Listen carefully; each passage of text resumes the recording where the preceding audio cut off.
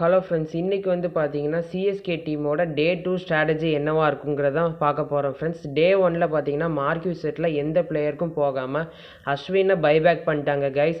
அதுக்கடுத்து வந்து பார்த்தீங்கன்னா ரச்சின் ரவீந்திரா, டெவான் கான்வே இந்த மாதிரி பிளேயர்ஸையும் பைபேக் பண்ணிட்டாங்க. கலீல் அகமது இந்த மாதிரி பிளேயரை எடுத்துட்டாங்க கைஸ். ராகுல் திரிபாட்டியை சர்ப்ரைஸ்லி ரொம்பவே சீப்பாக எடுத்துட்டாங்க கைஸ்.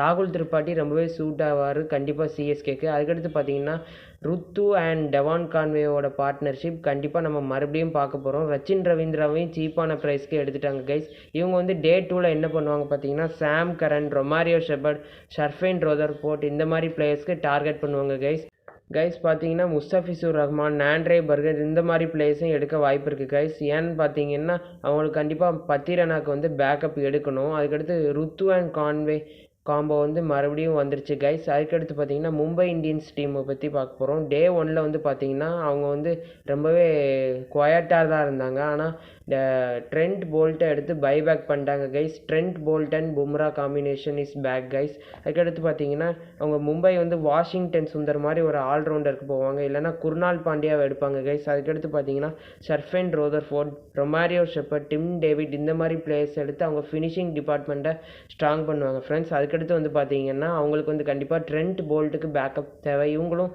பார்த்தீங்கன்னா நாண்ட்ரே பர்கர், மப்பாக்கா இந்த மாதிரி பிளேயர்ஸையும் அவங்க எடுத்து பேக்கப் வச்சுப்பாங்க கைஸ். அதுக்கடுத்து பார்த்தீங்கன்னா கண்டிப்பாக ஓப்பனிங் பேட்ஸ்மேன் தேவை.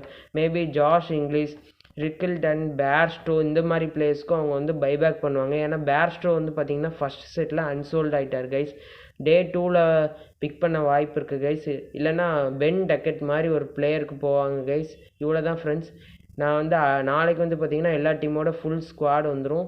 நாளைக்கு வந்து பார்த்திங்கன்னா எல்லா டீமோட ஃபுல் ஸ்குவாடையும் டீட்டெயிலாக டிஸ்கஸ் பண்ணுவோம் கைஸ். Bye friends.